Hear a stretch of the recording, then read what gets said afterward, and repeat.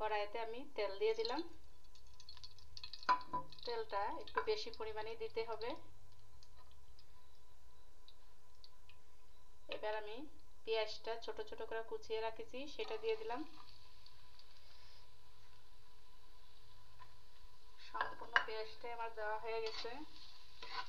এবার পেঁয়াজটাকে আমি একটু ভাজা ভাজা করব।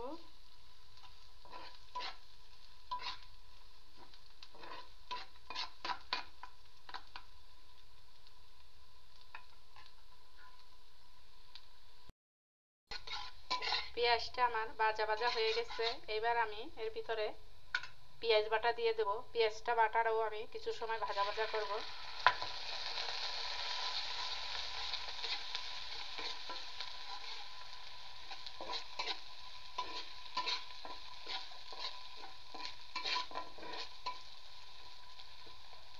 আস্তে আস্তে জালে এটাকে আমার ভাজা ভাজা করতে হবে।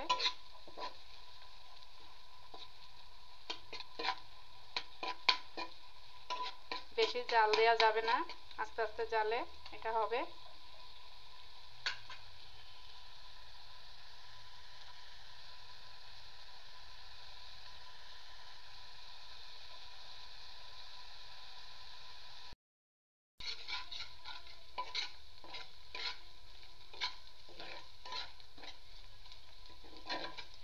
পেঁয়াজটা আস্তে আস্তে করে ভাজতে হবে।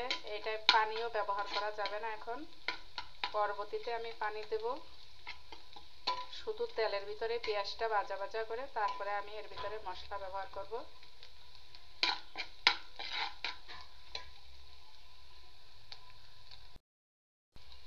পেঁয়াজটা আমার ভাজা ভাজা হয়ে গেছে। এবার আমি এর ভিতরে আদা বাটা রসুন বাটা একসাথে করেছি সেটা দিয়ে দিচ্ছি। এবার কিছু সময় আমি আদা রসুন বাটাটা এই পেঁয়াজ দিয়ে কষাবো। একটু একটু করে এর ভিতরে পানি ব্যবহার করে তারপরে আমি মশলাটা ভালোভাবে কষিয়ে নেব। তারপরে যে আমি এর ভিতরে গুঁড়া মশলা ব্যবহার করব।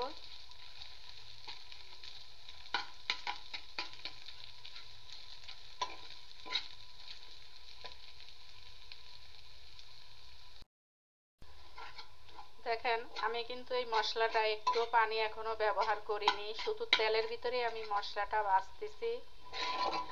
কারণ আমি যখন গুঁড়া মশলা ব্যবহার করব তখন আমি এর ভিতরে একটু পানি দিয়ে মশলাটা আরো ভালোভাবে কষিয়ে নেব। আমি যে রেসিপিটা রান্না করতেছি এই রেসিপিটা রান্না করতে হলে এরকম চ্যাপ্টা একটা কড়াই নিতে হবে। চ্যাপ্টা কড়াই না হলে রেসিপিটা রান্না সুন্দর হবে না। সেই কারণেই আমি আজকে এই কড়াইটা ব্যবহার করতেছি। আমি খুব আস্তে তাপে রান্নাটা করতেছি। চুলাটা খুব কমই আমার তাপ হচ্ছে, কারণ বেশি তাপে আমি এটা রান্না করলে আমার মশলাটা পুড়ে যাবে। সেই কারণে আমি আস্তে তাপে রান্না করতেছি।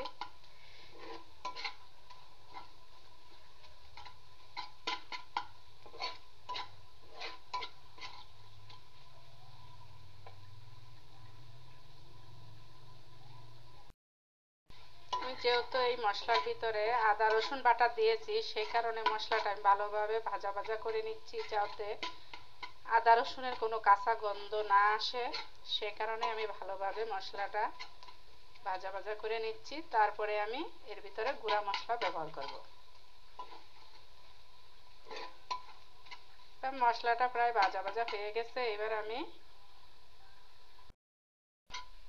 দেখেন আমার মশলাটা প্রায় কষানো হয়ে গেছে। এবার আমি এর ভিতরে একটু পানি ব্যবহার করব। অল্প একটু পানি দেব, বেশি পানি দেওয়া যাবে না।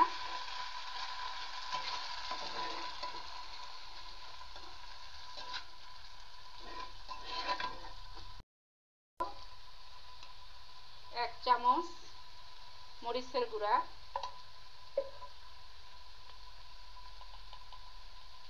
হাফ চামচ হলুদের গুঁড়া,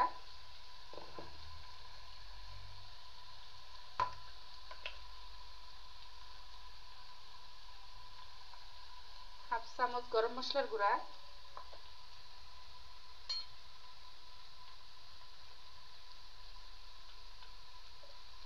স্বাদ মতো লবণ,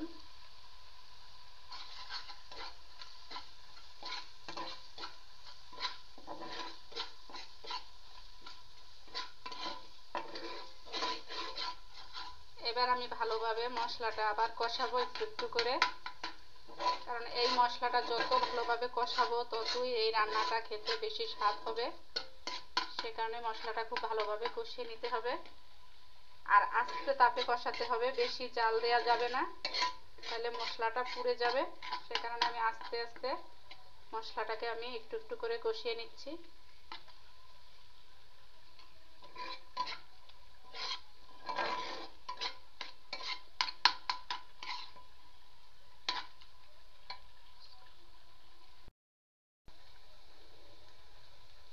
আমি আবার অল্প একটু পানি দেব, অল্প একটু পানি দিয়ে মশলাটা আবার কষাবো।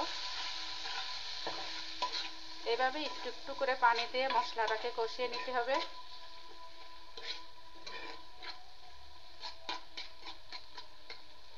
একবারে বেশি পানি দেওয়া যাবে না, একটু একটু করে পানি দিয়ে মশলাটা ভাজা ভাজা করতে হবে।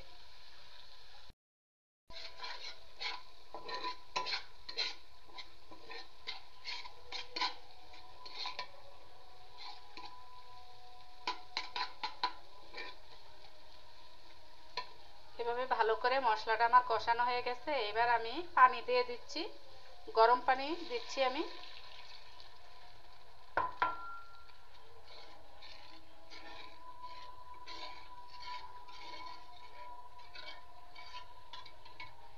আমি যে পরিমাণে পানি দিচ্ছি এটাই ঠিক আছে, থেকে বেশি পানি আর আমি দেব না।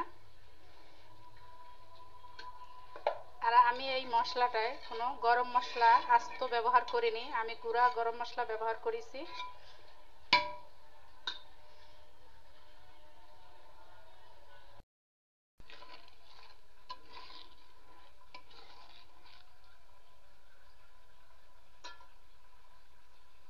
এবার আমি ঝোলের ভিতরে একটা একটা করে ডিম দিয়ে দেব।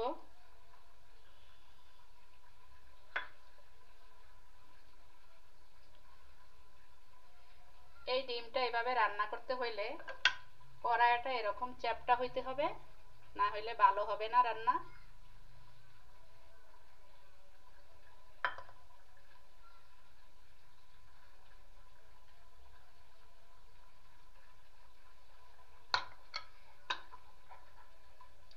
এবার আমি কিছু সময় ঢেকে দেব। একটু নিচে আমি এরকম একভাবে একটু আগলা করে দেব, যেহেতু আমার ডিমটা কড়াইতে লেগে না যায়।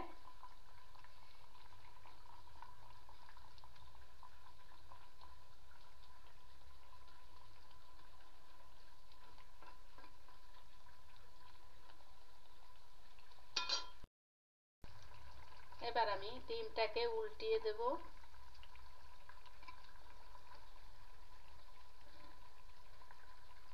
খুব সাবধানে উল্টাতে হবে যাতে ডিমের কুসুমটা ভেঙে না যায়।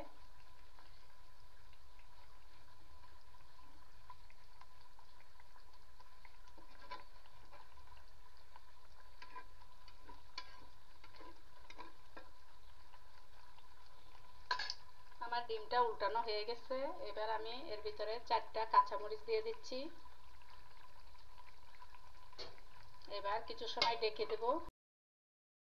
এবার আমি একটু জিরার গুঁড়া দিয়ে দিচ্ছি।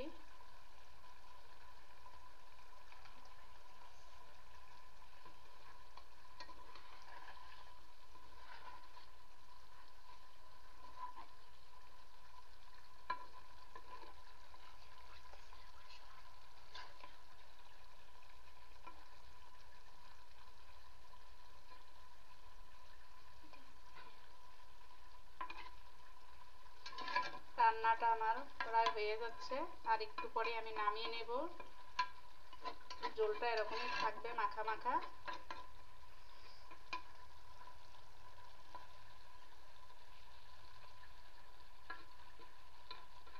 এই রান্নাটা অনেক সময় ধরে করতে হয়, কারণ আস্তে আস্তে রান্নাটা করতে হয়, সে কারণে একটু সময় লাগবে। ধৈর্য ধরে রান্নাটা করতে হবে, কারণ মশলাটা ভালোভাবে আগে কষাইতে হবে। একটু একটু করে পানি দিয়ে মশলাটা আমার কষিয়ে নেওয়া লাগছে, সে কারণে একটু সময় লাগছে রান্নাটা।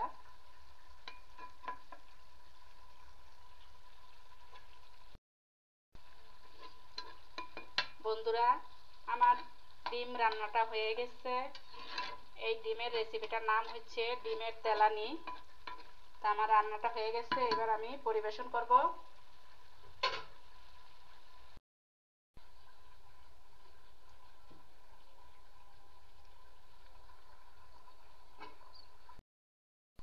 আসসালামু আলাইকুম বন্ধুরা, সবাই কেমন আছেন? আশা করি ভালো আছেন।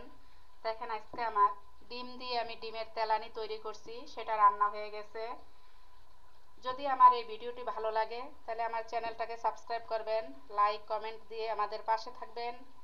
সবাই ভালো থাকবেন। আল্লাহ হাফেজ।